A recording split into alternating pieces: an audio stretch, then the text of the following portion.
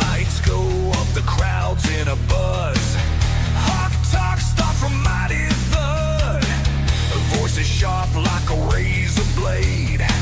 Breaking news like a wild cascade. Tune in now, it's time to soar. Hawk talk brings us what you're here for. Bold predictions, call it how we see. We're the voice that sets you free.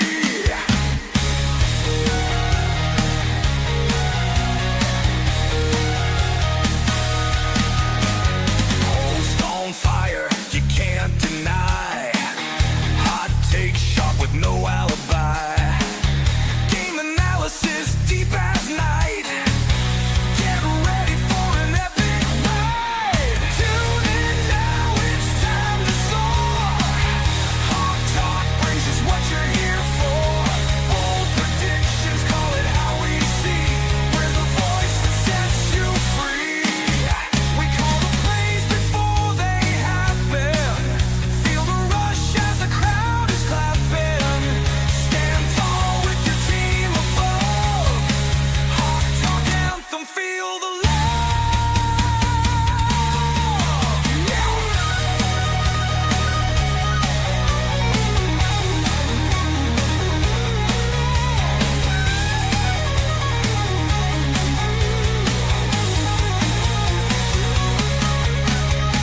Tune in now, it's time to soar. Hawk talk brings us what you're here for. Bold predictions, call it how we see. We're the voice that sets you free.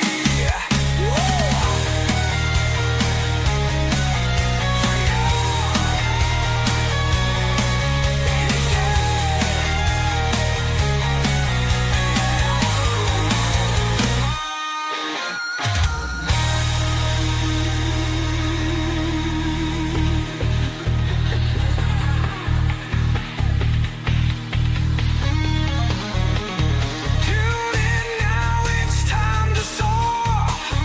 Hawk talk brings us what you're here for. Bold predictions, call it how we see. We're the set you free. We're the voice that sets you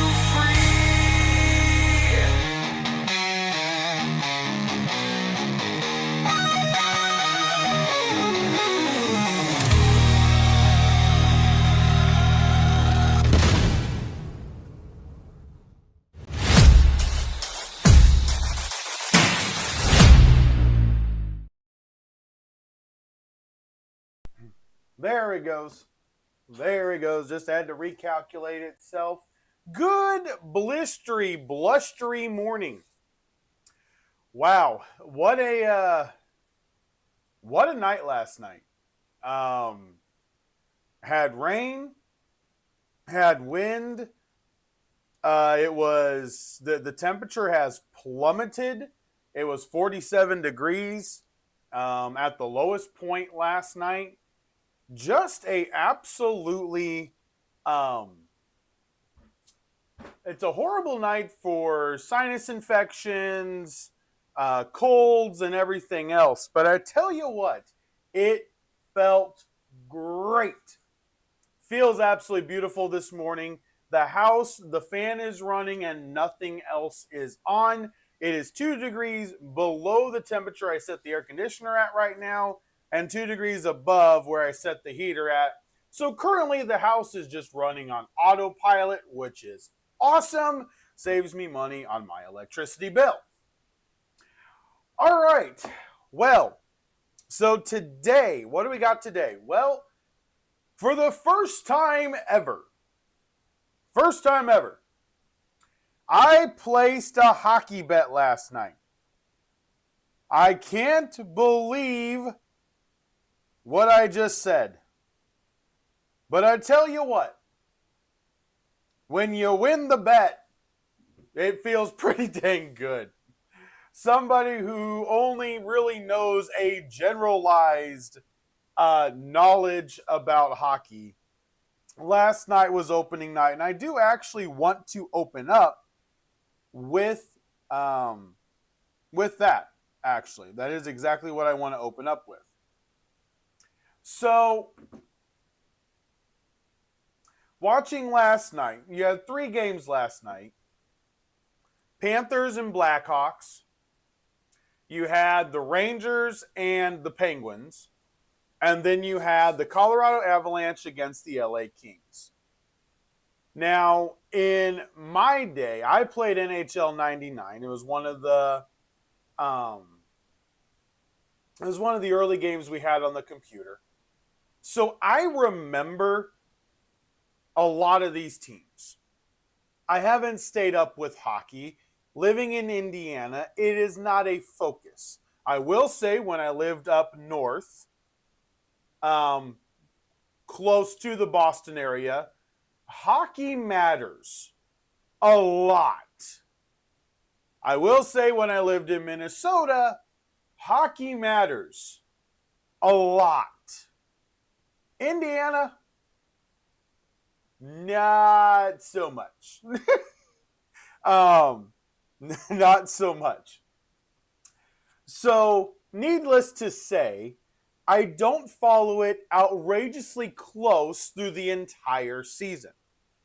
And it will take me a little bit to figure out what the strategy is behind everything. And I was talking with Big J and I was talking with somebody else last night. And the thing about hockey that normally comes up is they can't follow it. And by can't follow it is really simply this. They don't know where the heck the puck is. I mean, in basketball, you're watching the ball get dribbled. In football, you lose sight of the football if it's thrown up in the air, but the ball comes back down into the receiver's arms. You know where the ball is. Baseball, kind of the same way. You pitch it, they hit it, you can tell where the outfielder's standing. You don't really see the ball, but you know where it lands. You can keep track of it. You can keep track of hard hit ground balls. Hockey is really hard to keep track of the puck. I'm just saying. Last night, I was following it. Now, I had a good night watching hockey. I am going to be right up front. I enjoyed watching last night. Primarily the Avalanche and King game. It was really chippy. We had fights. We had, really, really hard hits. It was great. That was the last game of the night, so great way to cap off a triple header. But what I really noticed was if you combine soccer and football, you get hockey. You add sticks, a little small puck, and ice skates, and it just makes it really, really interesting. And to be honest, it was wildly entertaining. I am looking forward to watching hockey through the rest of this year. Now, I am not buying the subscription.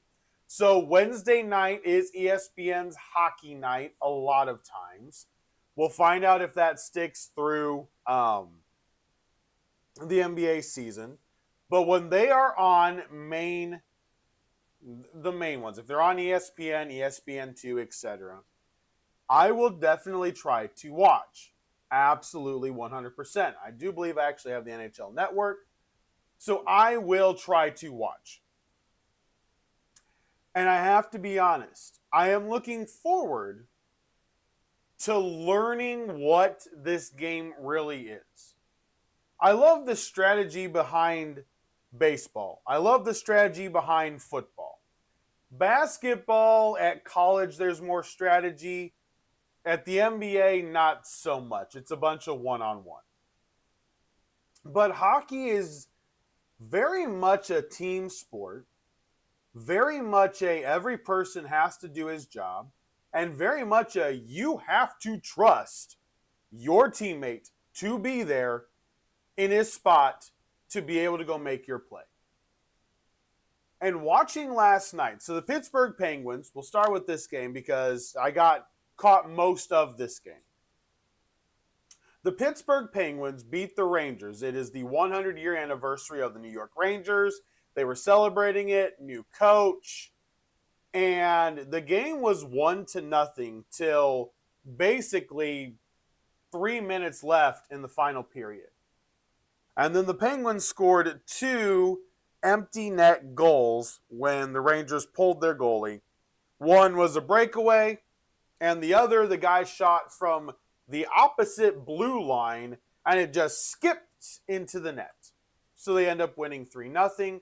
It does make their stats look really good, which is why it matters. I will eventually explain how the hockey standings and everything else work, points-wise, at a later date today. I won't do that because I myself am just still trying to familiarize myself with everything as well. But just like with the WNBA, which has Game 3 of their finals tonight, I encourage you to try to watch some hockey. I understand the frustration of not being able to see the puck. That is a very real thing. Absolutely is. But watch for the athleticism. Do you understand how hard it is to skate that well, that technical, without falling down all the time? To play the way they do, it takes a good amount of skill. And I appreciated the effort and the work that went into it last night while watching. I really did. I really appreciated what the game was. I watched a lot of the Colorado Avalanche LA King game. Avalanche win 4-1.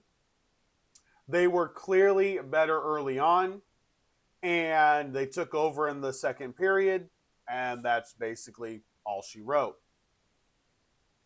And I don't have any huge predictions for the hockey season because I don't watch a ton of it. I do have a good friend that is a huge Panther fan. So I will say I am slightly leaning towards hoping the Panthers get a three-peat. But in all transparency and fairness, my allegiances can be bought. They absolutely can be bought. And we have got all these teams. So we have breakdown real fast. Don't worry. We'll get to the NFL. We'll get to the game we're going to play today. Don't worry. Don't worry. But just for everybody's info, so we have an Eastern Conference and a Western Conference in the National Hockey League. And then we have 2 divisions built into each one of those conferences. So the Eastern Conference has the Atlantic and the Metropolitan. This is a really weird way of setting it up, but I actually like it. The Atlantic is Florida, the Toronto Maple Leafs, Montreal Canadiens, Buffalo Sabres, Detroit Red Wings, Ottawa Senators, Tampa Bay Lightning, and the Boston Bruins. Those are the teams in the Atlantic. In the Metropolitan, you have the Pittsburgh Penguins, Washington Capitals, New York Islanders, Carolina Hurricanes, the Columbus Blue Jackets, Philadelphia Flyers, New Jersey Devils, and New York Rangers. So that is the Eastern Conference Metropolitan. You then have the Western Conference, which also has 2 divisions. In the Central Western Conference division, you have the Colorado Avalanche, Utah Mammoth, Minnesota Wild, Winnipeg Jets, St. Louis Blues, Dallas Stars, Nashville Predators, and then you have the Chicago Blackhawks, which I should probably follow them, but from everything I've been reading, their team sucks, and it's a long shot for them to do anything, so no.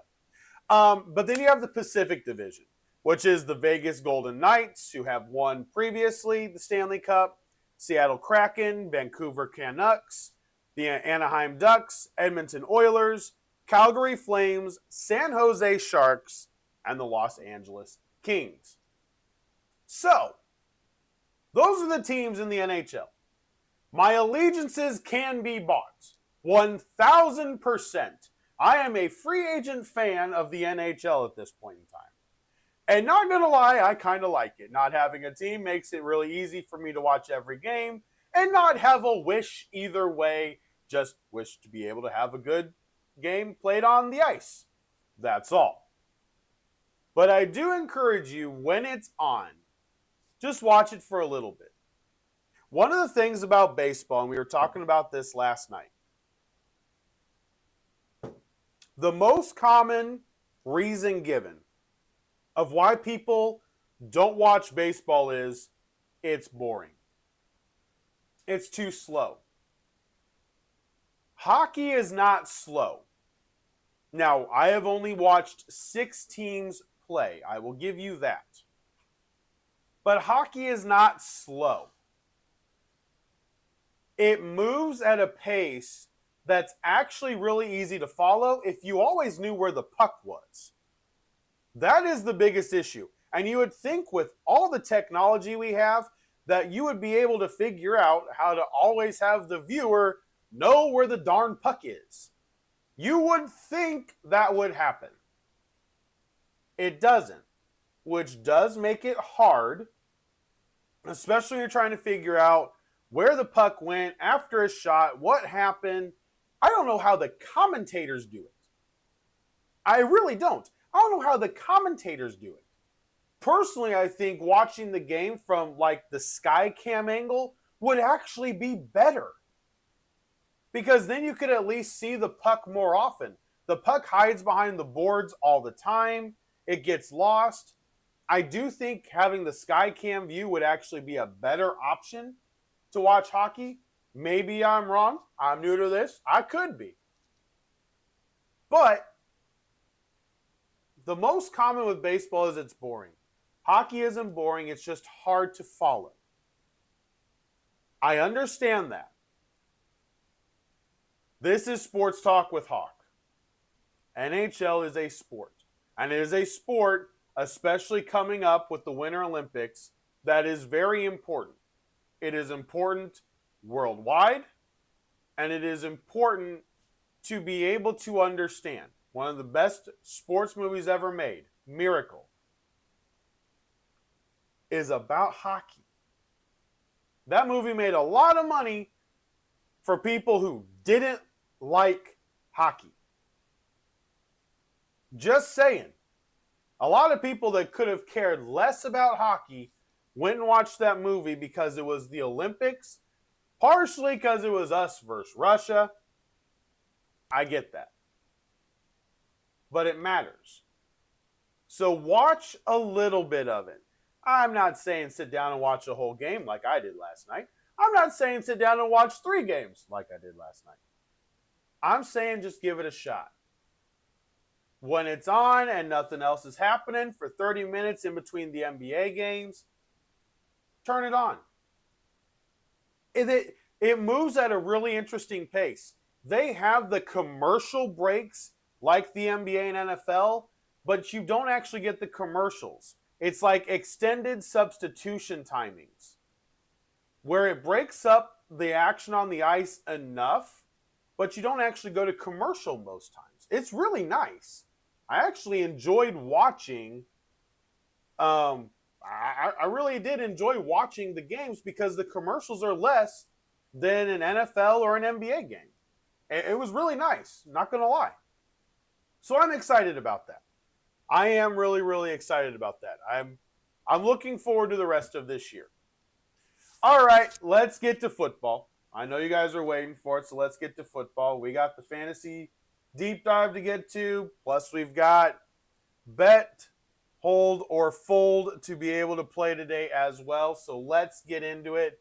First news is the Browns trade the Bengals. They give them Flacco. The Browns get rid of Flacco. Deshaun Watson is eligible to come back here shortly.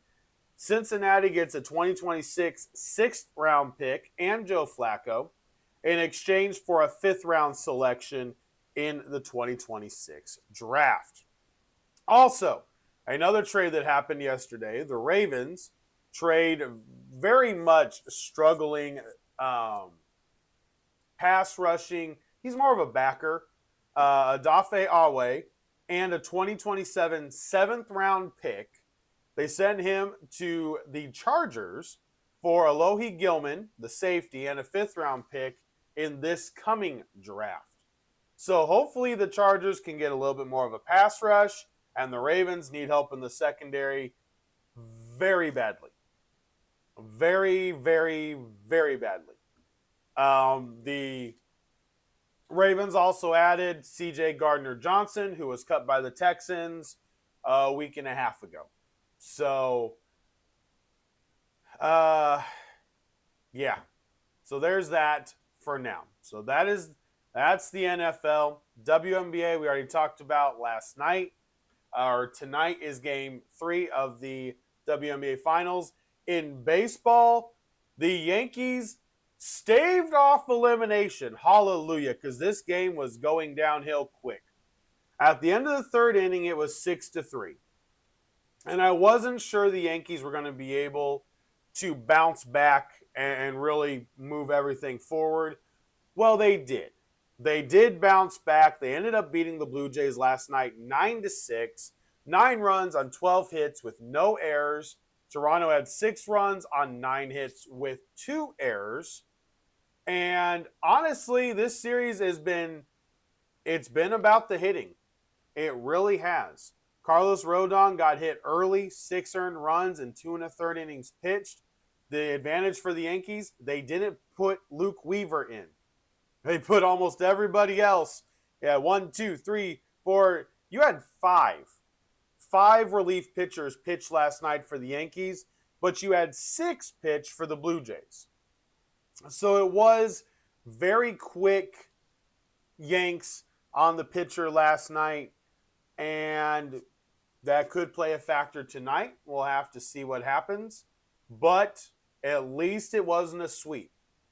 So Yankees stave off elimination. It's 2-1 heading into tonight's game in Yankee Stadium. The other game, the Mariners go to Detroit and they knock off the Tigers 8-4.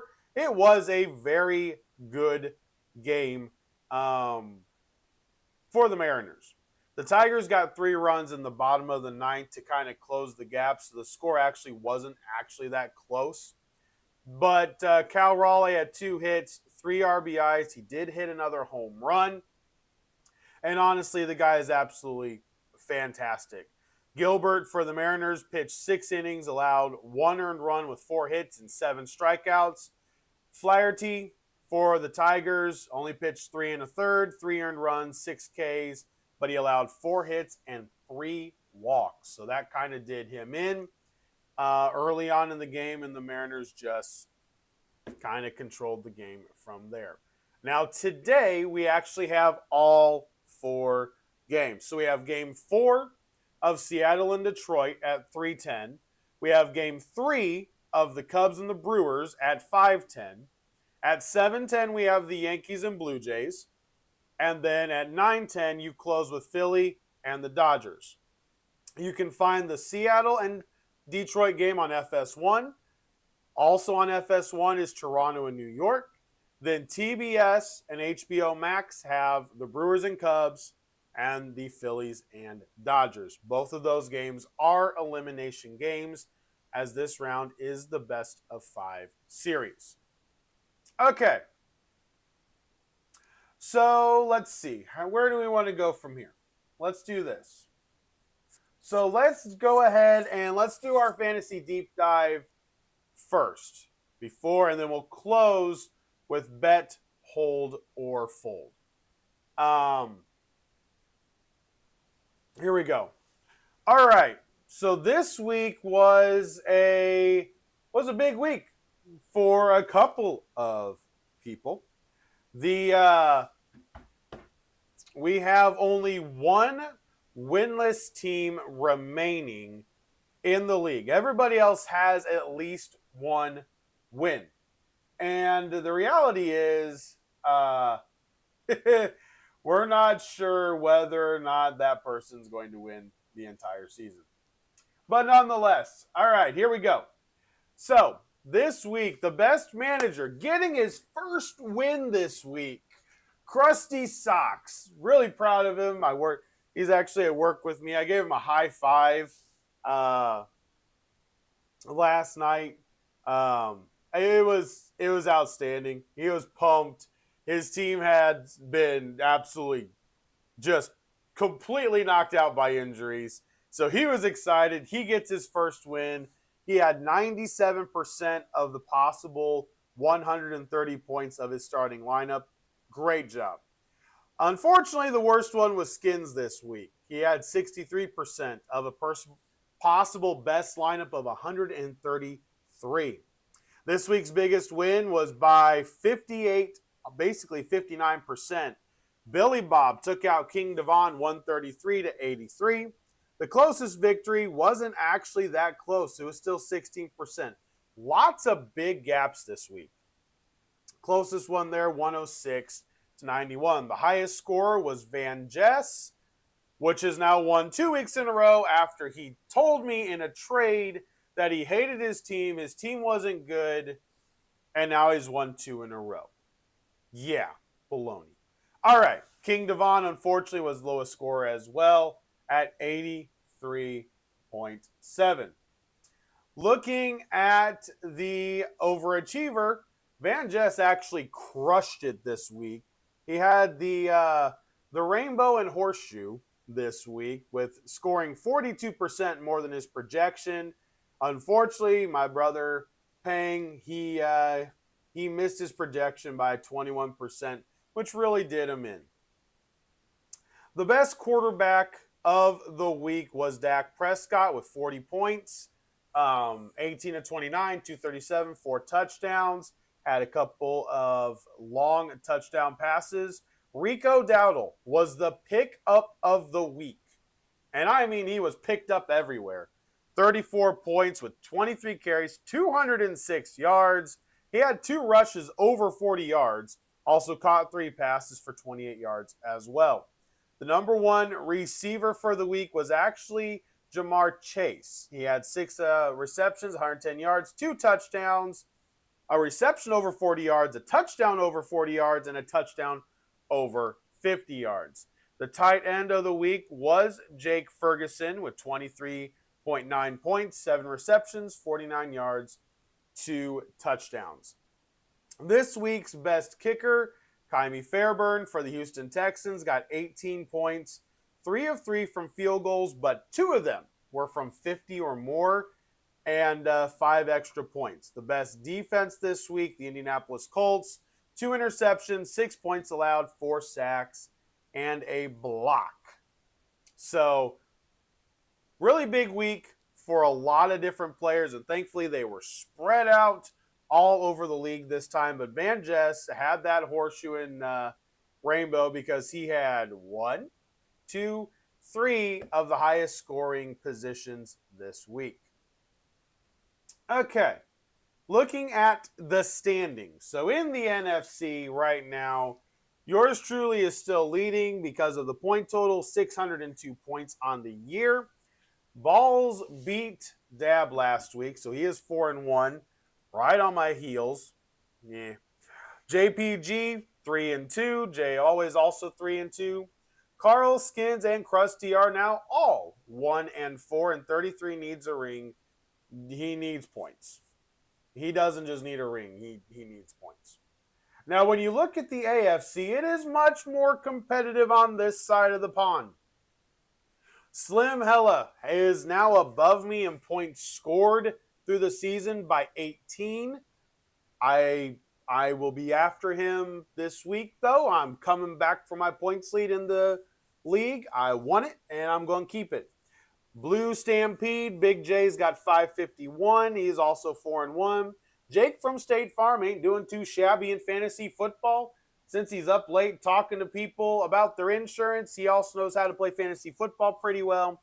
He's 4-1 as well. Dravin, which is Billy Bob, is 3-2. TJ's 3-2. Ashton, after starting 0-3, is now 2-3. Dab is 2-3, and then 5 Pete is currently 1-4. Okay. So for the next half hour, we're going to play a game. We are going to play a game. And that game is simply bet, hold, or fold. We're going to look at all the teams that are 1 win or less. There are 8 of them currently in the league. At this time in fantasy football and in real football, in real life in the NFL, you start looking heading into week 6 where your team is at and what you should do. You are 4 weeks from the trade deadline. Decisions need to be made sooner rather than later. Delaying can take you out of the running for a player that you potentially want. So today we're going to play bet, hold, or fold. Bet, as is the color that's indicated, means you're going all in. You're going to make moves, potentially, still betting on this season, whether or not it results in a playoff berth or a deep playoff run is not what you're focused on. You want the most out of this season. Hold is take a deep breath, take a step back, let things play out due to the circumstances or situation of the team. And fold is basically just stop. Do not be delusional as management. You're not winning this year. Time to start making moves for what the future may be for 2026. So here we go. Bet, hold, or fold. And the first team we are going to look at today is the Cleveland Browns. And if I'm the Cleveland Browns, I am looking at this in a very simple way. You are currently number 2 in the league in yards per game allowed at 247 yards per game allowed. That is second best in the NFL. You have the 5th most sacks in the NFL at 14 sacks. Okay? You're not bad defensively. The last week, Dillon Gabriel looked very solid against the Minnesota Vikings. Brian Flores did not flummox him the way many people thought they would. Because of that, I'm going to say, as the Browns are right now, your defense is too good not to continue trying to do something this year. The only team in your division that's above 500 is the Steelers. You play them this week. Now, let's say hypothetically they come out and they can beat the Steelers this week. Which, yes, I do believe is possible. The defense hasn't allowed yards. The defense sacks the quarterback. That is 2 very good recipes to be able to turn a season around. Now, when you look at the entire standings, you know, and you should probably, if you're the Browns, have the belief, you've got 3 or 4 wins sitting on your schedule left the rest of this year. You still play Cincinnati again. You've got the Bears. You've got the Titans. You've got the Raiders who, Geno Smith can't stop throwing to the other team. You've got the Jets and the Dolphins on the schedule. You've got some wins if you're the Cleveland Browns. I would actually make a move. I am not saying trade away your first round picks. Okay? Let me be very clear. No, do not trade away any of your first round picks. But if you can trade a third or a second to be able to better the offensive line, to get another receiver, because right now you've got Fannin and Njoku at tight end, and then Jerry Jeudy, and really that's it. If you can get another receiver to go opposite of Jerry Jeudy, you've got Judkins now as the back. That's set. Dylan Gabriel looks decent.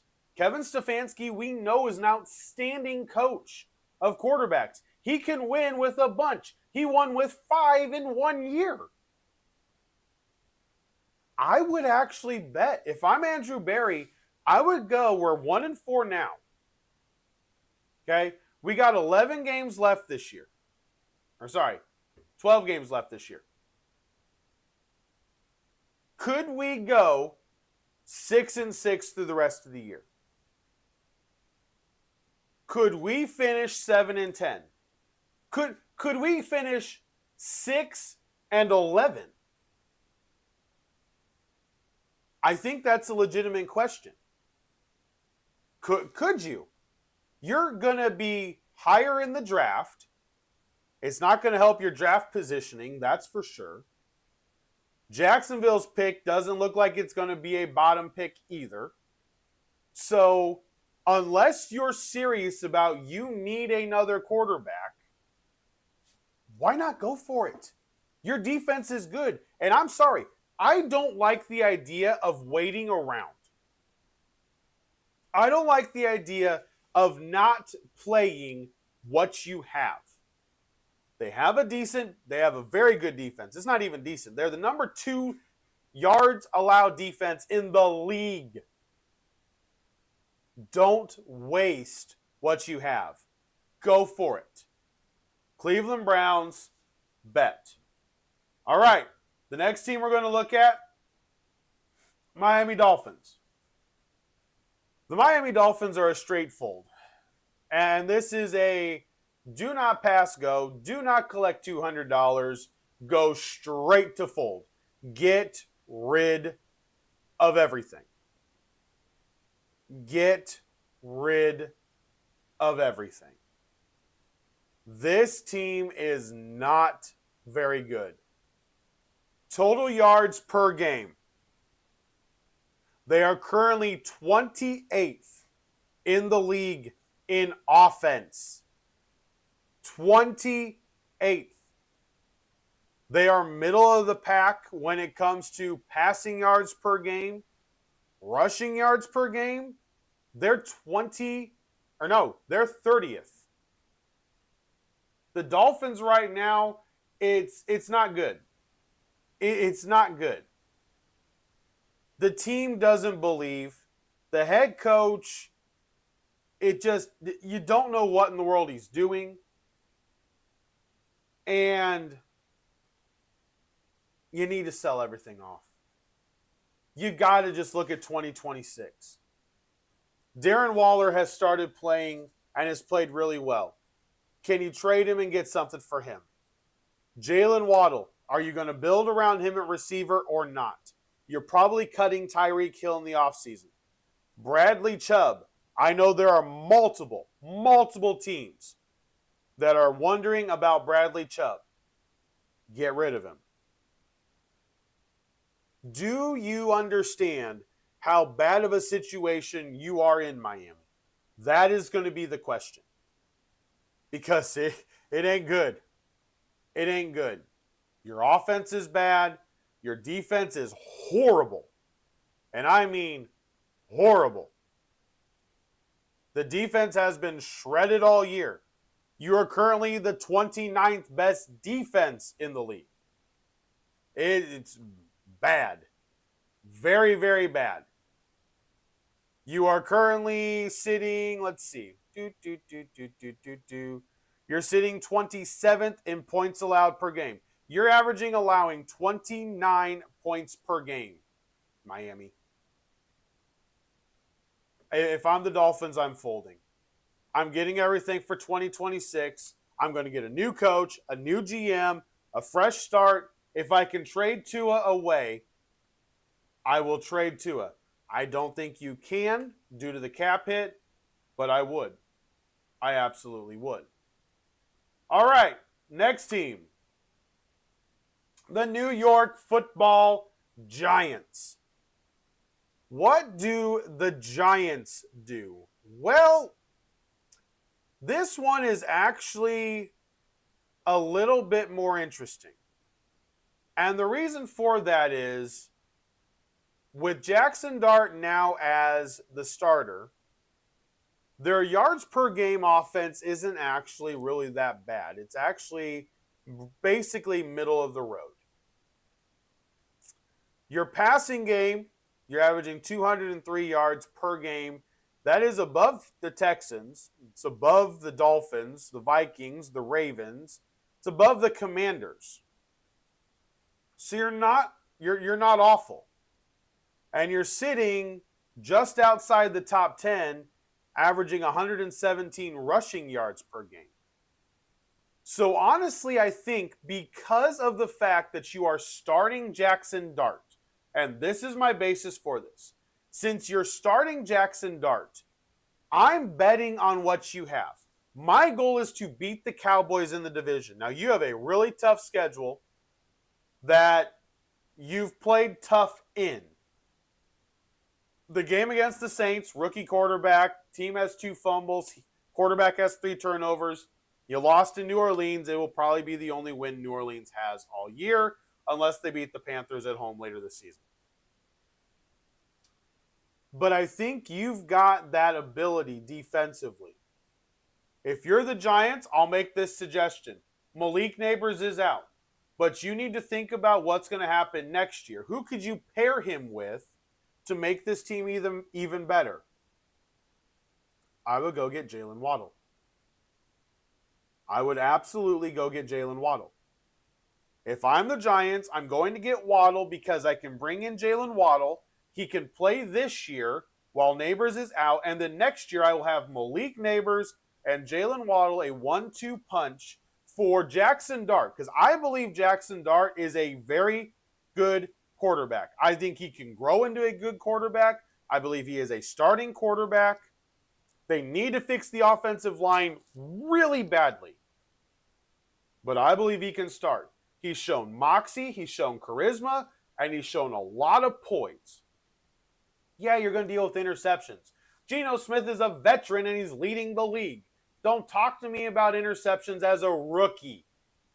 I want you to be aggressive as a rookie. Make throws. Try to do something. Conservative, anybody can be conservative. Anybody can be careful. Are you not afraid to make the throw? Yeah, it may get picked off, but guess what? You keep making the throw, you could also hit Malik Neighbors for a 60-yard touchdown. He's found a really good target in Theo Johnson. He really likes him. Back-to-back weeks he scored a touchdown. Theo Johnson, rookie quarterback and tight end. Best friends. So I like the structure of the Giants. Cam Skattebo, the way that this has been outstanding. I would try to get to that 6-win mark if I'm the Giants as well. I want to be able to know exactly what I need in the next draft, and the answer to that is offensive line. Offensive line, offensive line, offensive line. That's what you need, and that's what you should go get. Okay, next team. So we've done the Browns. We're betting with the Browns. We're folding with the Dolphins. We're betting with the Giants. And our first hold is going to be the Jets. And I want to pump the brakes on this one for this reason. They are winless. And I was really trying to figure out how I would go about the Jets. The reason I'm going to hold is because I don't think blowing up what little you have is actually a good idea. You are currently the number 3 rushing team in the NFL. So you have a ground game. There is a ground game that's there. It's not non-existent. It is there. Now you are also sitting down at the bottom at 28 in passing yards per game. So just rely on the run. Just rely on the run. You're currently sitting at, defensively, You're on the bottom half of the league. You're in the bottom third. And that doesn't make any sense. It really doesn't. Aaron Glenn is the head coach. He's a defensive coach. You would think that would be a stronger aspect of this team. They signed Garrett Wilson to a long-term deal in the offseason.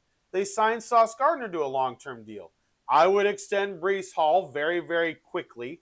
I would absolutely extend Breece Hall. And I would just pump the brakes and hold. You got to give it time. If you end up with the number 1 pick, there is a function here where you could trade Justin Fields. You could. And you could end up with, I think they will end up with a top 3 pick, and they could easily draft a quarterback. If that's the direction it's going, why not trade Fields to a team like the Raiders? Why not trade him? You've got Tyrod Taylor. Why not trade him to a team like the Raiders? The Raiders are unhappy with Geno Smith. Justin Fields can run around. He's younger. He'll connect with Genty. He'll connect with Bowers better. Maybe that team gets a little bit more exciting. The Raiders are actually one of the teams upcoming. We'll see what I said they should do. But why not try to do that? Why not make a trade like the Browns sent Flacco to the Bengals? Why not see if the Vikings want Fields? If McCarthy struggles as he comes back? Do the Vikings just want to mail it in? I don't know.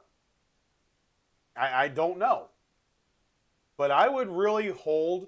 The only one I would potentially trade is Fields if you can get it. I'd hold on the rest of the roster because I think even if you end up with an early pick, it gives you a clear, defined path for what you're going to do next year.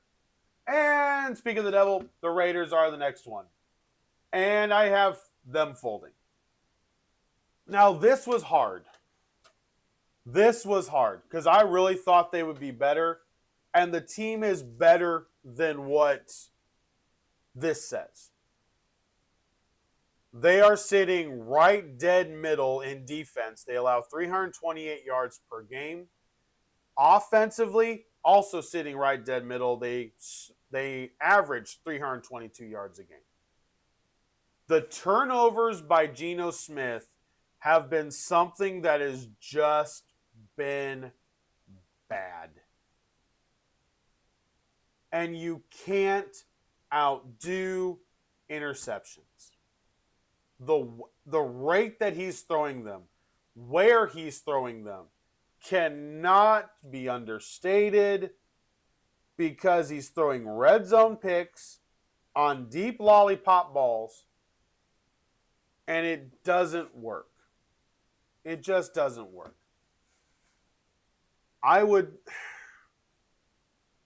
back and forth. If you're going to make a trade to get a Justin Fields, I can't believe I'm saying this. They could go get Anthony Richardson from the Colts, and it would probably be better than Geno Smith right now. Because he'd have a big quarterback that could at least run. He can easily get the ball downfield to Tucker, easily get the ball to Jacoby Myers in the middle of the field. You've got Ashton Genty. You've got Brock Bowers. I really wanted to say hold, but play for 26. The Chiefs are getting older. They're not great. The Chargers are banged up. Could you make a move in this division? Maybe. But the reality is, with Geno Smith at quarterback, I have zero faith. Zero. He is just making horrible decisions that a 12-year vet should not be making. It's just bad. It's really bad. And I think unless you're going to make a trade for another quarterback, you got to fold it. You got to fold it. Because I don't think with Geno you're going to win anything. He will consistently make that throw that ruins your opportunity to do a comeback, ruins your opportunity to make the big play, whatever it may be. Geno Smith, he basically only has a 2-year deal because he only has 2 years of guaranteed money. So this year and then next year, it's a $28 million cap hit. He's getting cut no matter what. They may keep him around to be backup, but I mean, I would just go get somebody else. You got the cap space, go get somebody else.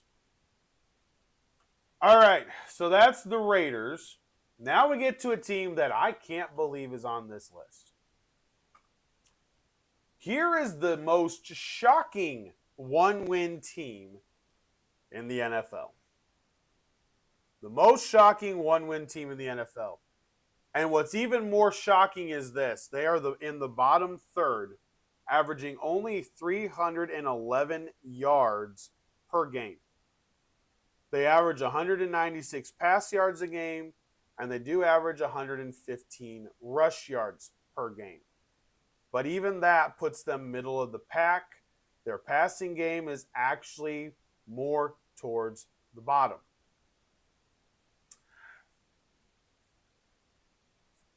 And I've said this about the Chiefs.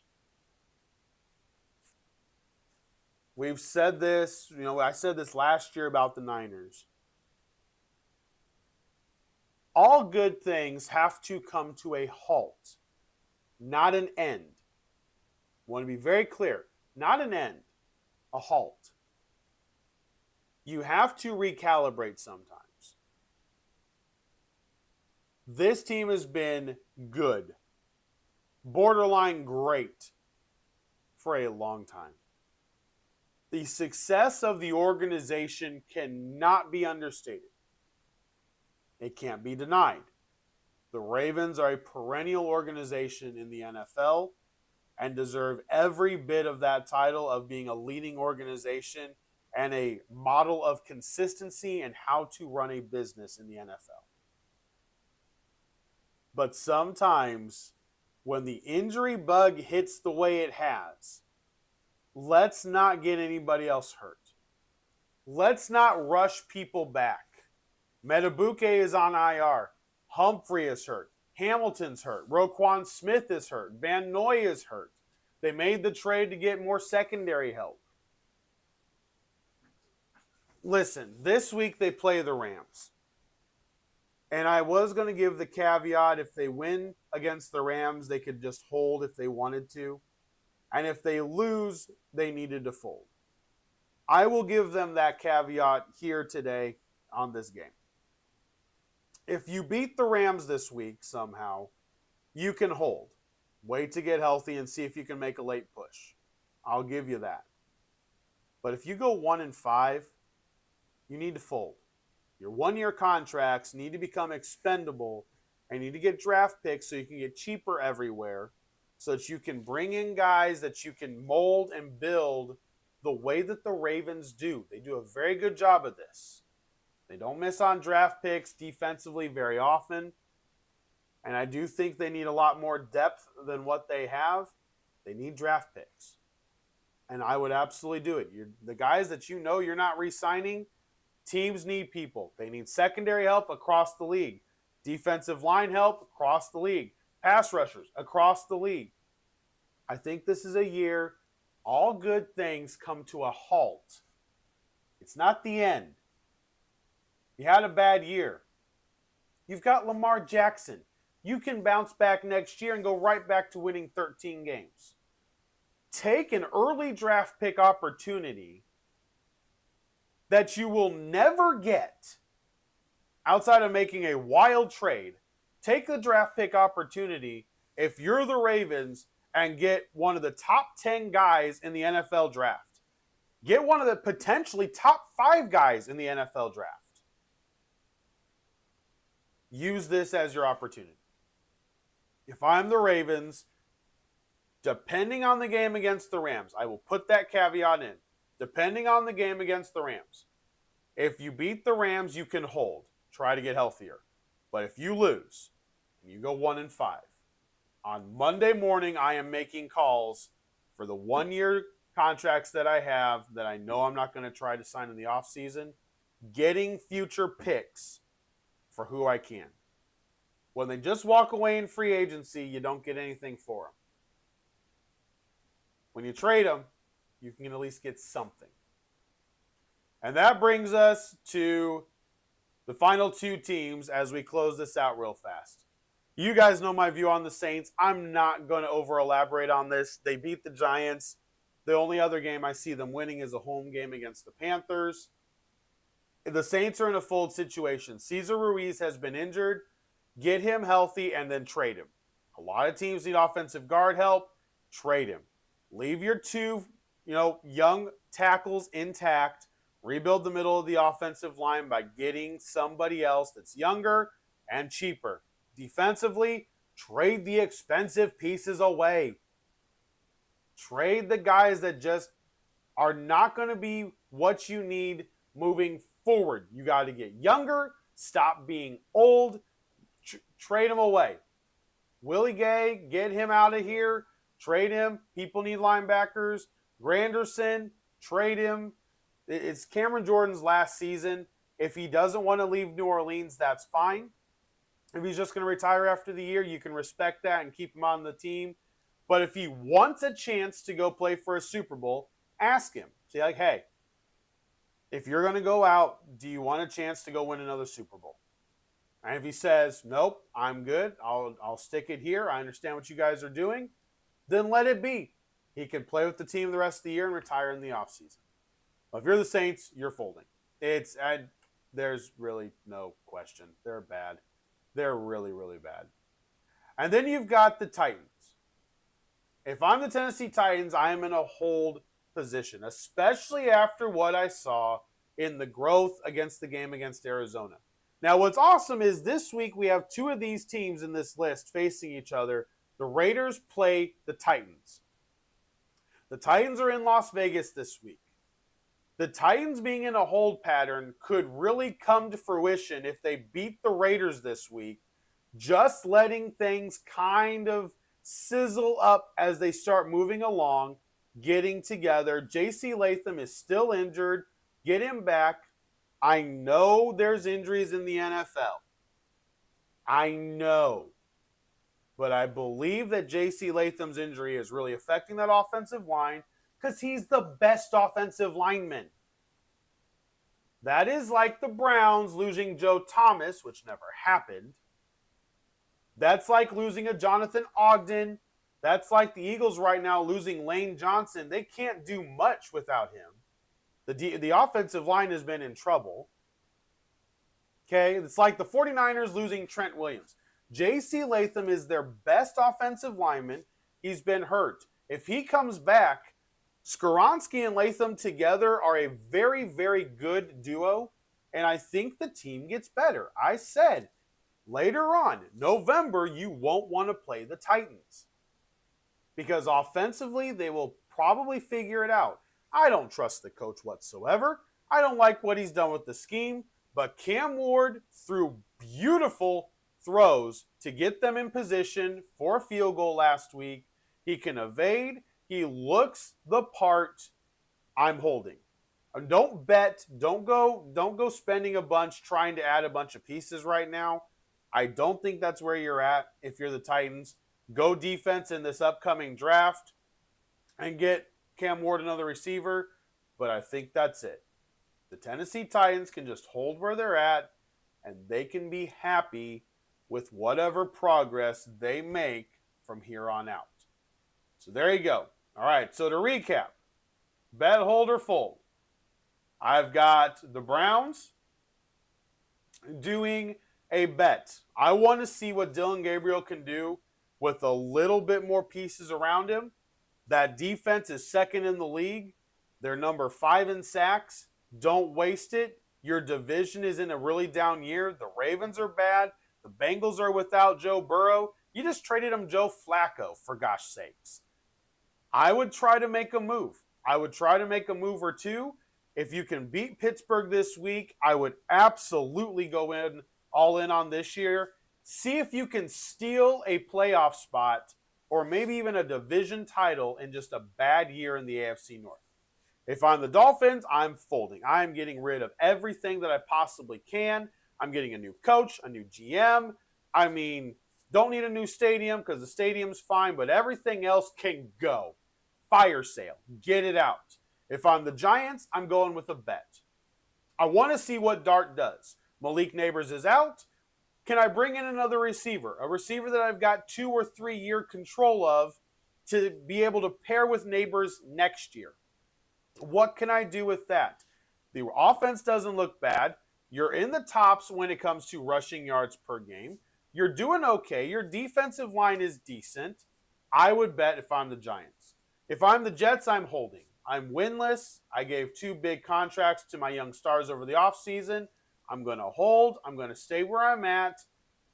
Just let things play out. If I end up being number 1 in the draft, that means I get my pick of the quarterbacks in 2026.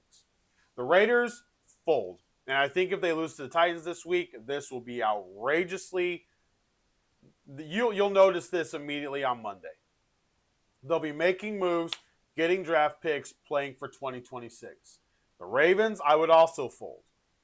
But with the caveat, if you beat the Rams, you can hold. But if you lose and you go to 1-5, you fold.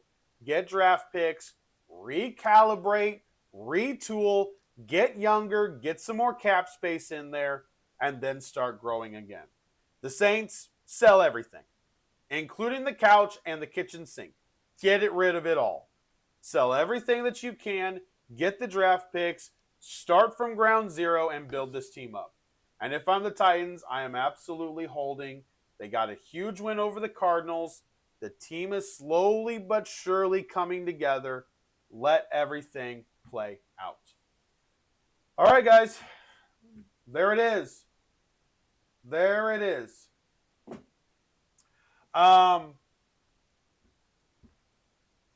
Bet, hold, or fold. I've been looking forward to that since Sunday. Not going to lie. Came up with that while I was watching football, and I was like, I'm going to do – this is what I want to do. And that was fun. I liked it. Hope you guys did too. Give me your ideas in the comments after everything is done. Which of those 8 teams are you betting, holding, folding? What are you going to do? We're going to find out what their moves are here in the next couple weeks. So I foresee a relatively active trade deadline. A lot of teams that are going for aspirations of a championship need some things. They got pieces they need to be able to plug in here and there. I think it'll be a decently active trade deadline.